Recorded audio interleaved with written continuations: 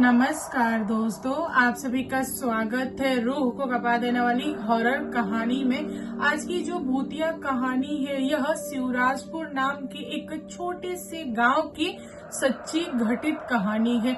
इस गांव में एक छोटा सा लड़का है जिसके ऊपर बहुत पुरानी एक बूढ़े इंसान की आत्मा आ जाती है, जो उस बच्चे को बहुत ज्यादा परेशान करती है, उसको जल्दी छोड़ती नहीं है।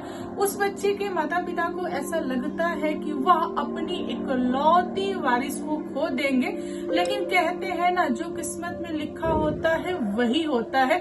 तो चलिए दोस्तों, बिना देर किए कहानी को स्टार्ट करते हैं। दोस्तों, शिवराजपुर के अंदर एक गरीब फैमिली थी जिसमें 3 सदस्य थे। लक्ष्मण जी, उनकी वाइफ गोपी और उनका इकलौता बेटा अनिल, जिसकी एज थी 11 साल और वह पढ़ाई करता था गांव के सरकारी स्कूल में। एक दिन की बात है, अनिल पढ़ाई करके घर पे रिटर्न आ रहा था तो रास्ते में उसकी बड़ी माँ उसे देखती है और टोकती है कि बेटा कहाँ से आ रहा है।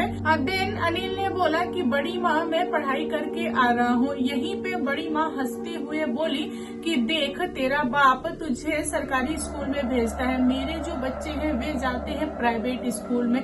तो क्या करेगा आगे चल के? ना ही तेरी अच्छे से पढ़ाई होगी, ना ही तुझे खाने पीने की चीजें मिलती है, तेरे पास तो खिलौने भी नहीं है, तेरी जिंदगी कैसी है? मतलब बड़ी माँ ने उस छोटे से बच्चे को बहुत ज्यादा ताना दिया।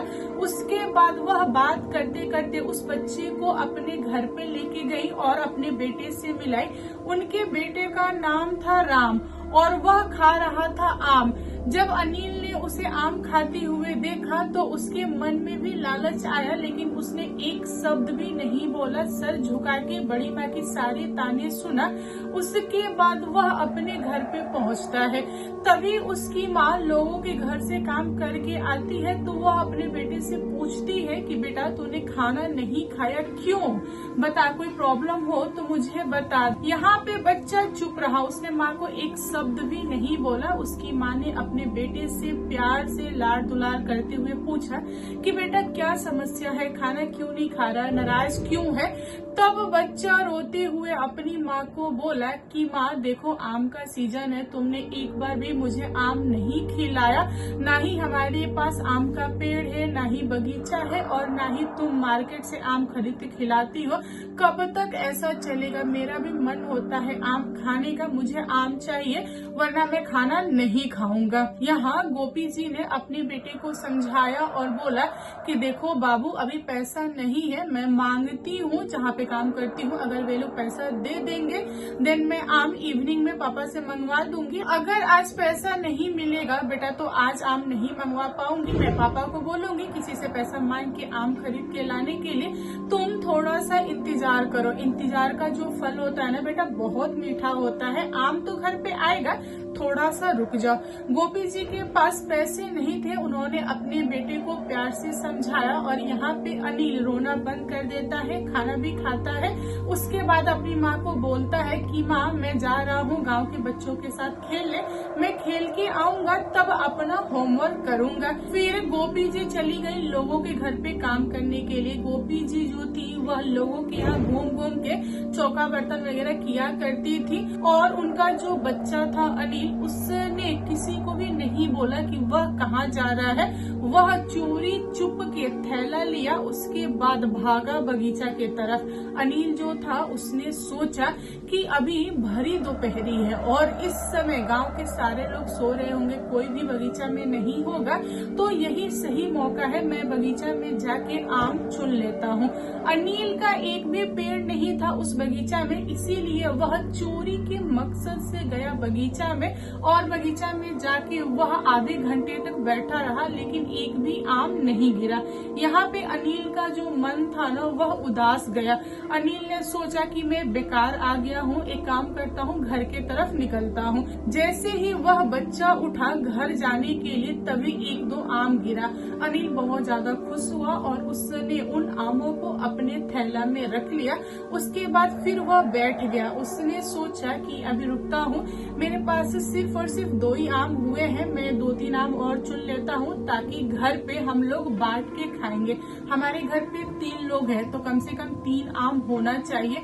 बेचारा बच्चा लालच में वहीं बैठा रहा, लेकिन एक भी आम नहीं गिरा। अनिल बैठा बैठा थक गया था, इसीलिए उसने सोचा कि अब 2 ही आम लेके चलते हैं, क्योंकि अब तो आम गिरेगा नहीं और थोड़े ही समय में गांव के लोग आ जाएंगे तो वे लोग मुझे आम चुनने नहीं देंगे, वे लोग डांटेंगे, क्योंकि जिनका पेड़ है वह इंसान चाहता है अपने घर आम ले जाना।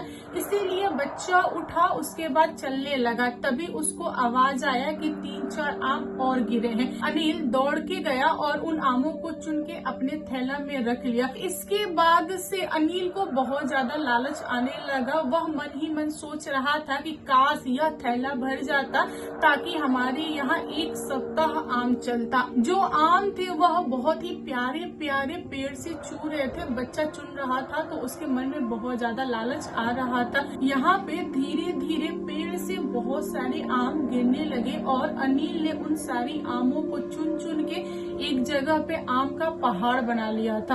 अनिल को थोड़ा भी अंदाजा नहीं था कि इवनिंग हो गया है। वह लालच में बहुत सारे आम इकट्ठा करने लगा। वह आम के सिवा किसी भी चीज के बारे में नहीं सोच रहा था। इधर गोपी जी काम करके घर पे पहुंचती है तो उन्होंने पाया कि उनका बेटा घर पे नहीं है। फिर उनको लगा कि बच्चा है, खेल रहा होगा, चलो जाने दो और खेलने दो, क्योंकि बच्चा आज बहुत ज्यादा उदास था। आएगा उसके बाद अपना होमवर्क कर लेगा। धीरे धीरे रात के 9 बज गए, लेकिन अनिल घर पे नहीं लौटा। जब अनिल के पापा यानी लक्ष्मण जी घर पे पहुंचे तो उन्होंने अपनी वाइफ से पूछा कि अरे गोपी, अपना बेटा कहाँ है। देन गोपी को याद आया कि अरे बच्चा तो खेलने गया था, अभी तक नहीं आया। फिर ये दोनों निकलते हैं गांव में अपने बच्चे को ढूंढने के लिए, लेकिन इनका बच्चा मिला नहीं। गांव के जितने भी छोटे छोटे बच्चे थे जो अनिल के दोस्त थे, उनसे भी उसके माता पिता ने पूछ लिया। सबने बोला कि नहीं, आज अनिल खेलने नहीं आया था। यहाँ पे अनिल के माता पिता को झटका लगा। उनको लगा कि बच्चा खेलने नहीं गया तो बच्चा गया तो गया कहाँ। वह बहुत ज्यादा घबराए हुए थे। उनके दिमाग में बस एक ही चीज चल रहा था कि कहीं मेरे बच्चे को किसी ने किडनैप तो नहीं कर लिया ना।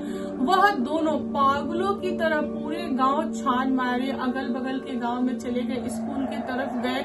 बच्चा जो था ना वह कहीं भी नजर नहीं आया। पति पत्नी पूरी रात रोते रहे, अपने बच्चे को तलाश करते रहे, लेकिन इनका बच्चा उनके हाथ नहीं लगा। अगले दिन सुबह में कोई इंसान गया बगीचा में आम चुनने के लिए, करीबन सुबह के 4:30 या 5 के आसपास।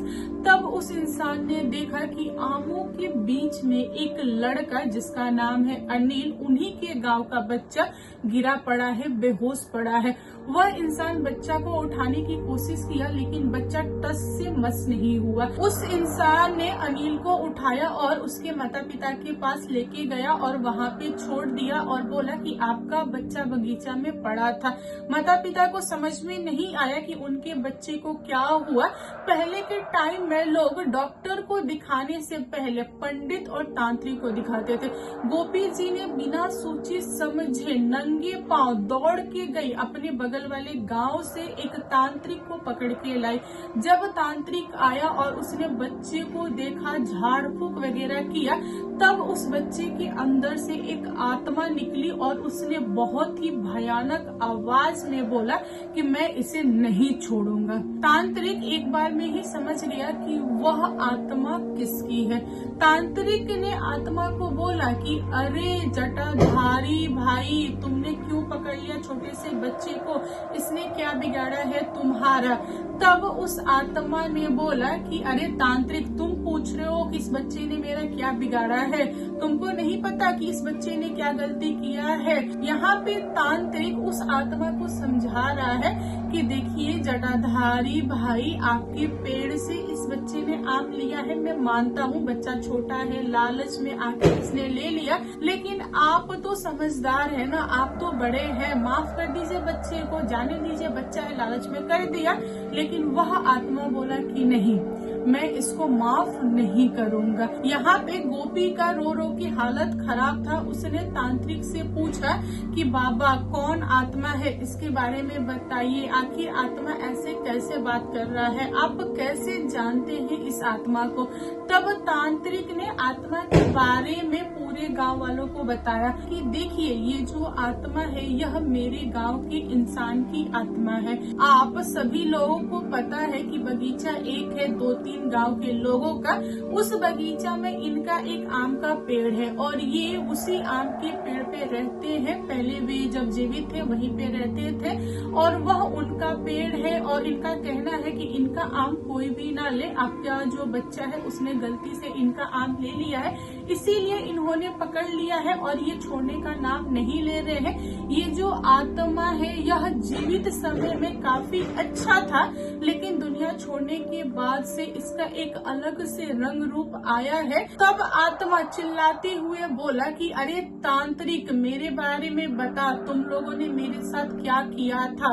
आज तुमको इस छोटे से बच्चे पे मोह आ रहा है, लेकिन तुमको उस दिन मोह नहीं आया जिस दिन गांव के लोगों ने मुझे मारा था। यहाँ पे गोपी, लक्ष्मण और गांव के जितने लोग भी इकट्ठा हुए थे उस बच्चे को देखने के लिए, सबका होश उड़ गया। जो आत्मा थी ना वह अंदर से तड़प रही थी बदला लेने के लिए, क्योंकि आत्मा के साथ बहुत बुरा हुआ था। आखिर में तांत्रिक ने उस आत्मा के बारे में पूरा डिटेल में बताया। तांत्रिक ने कहा कि ये जो आदमी है जब ये जीवित थे उस समय इनका नाम था जटाधारी। इनका नाम जटाधारी इसलिए पड़ा क्योंकि इनके जो बाल थे वह सिर्फ और सिर्फ जटा थे। यह शंकर भगवान के बहुत बड़े पुजारी थे, अपने घर के इकलौते इंसान थे, इनकी शादी नहीं हुई थी, यह सिंगल ही रह रहे थे। लेकिन आगे चल के इनके पैर में फोड़ फूट गया, यानी कि पैर में घाव हो गया जो छुआछूत से फैलता है। तो गांव के लोगों ने इन्हें अपने गांव से निकाल दिया। जब ये गांव नहीं छोड़ रहे थे तब गांव के लोगों ने इन्हें मार के पीट के गांव से बाहर कर दिया। फिर ये आ गए बगीचा में और अपने आम के पेड़ के नीचे एक कुटिया बनाया और उसी कुटिया में रहते थे, भगवान की पूजा करते थे। इनके पास खाने पीने की कोई भी चीज नहीं थी, तो यह आम खा के जीवित रहते थे और गांव का कोई भी इंसान इनकी मदद नहीं किया, ना ही खाने पीने का सामान दिया, ना ही कुछ।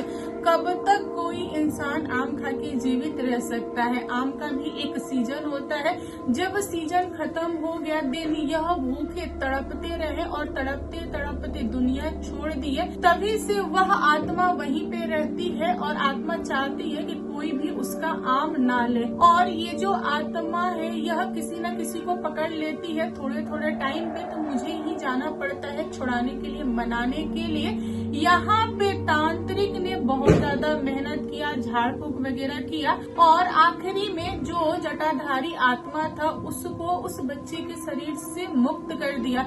लेकिन जो बच्चा था वह रिकवरी होने में थोड़ा टाइम लिया, क्योंकि बच्चा बहुत कम एज का था। जो आत्मा थी वह बहुत ही बूढ़ी एंड ताकतवर आत्मा थी, इसीलिए बच्चा को थोड़ा सा टाइम लगा, लेकिन आगे चल के बच्चा ठीक हो गया। उस दिन के बाद से गोपी जी और लक्ष्मण जी अपने बच्चे पे बहुत ज्यादा ध्यान देने लगे।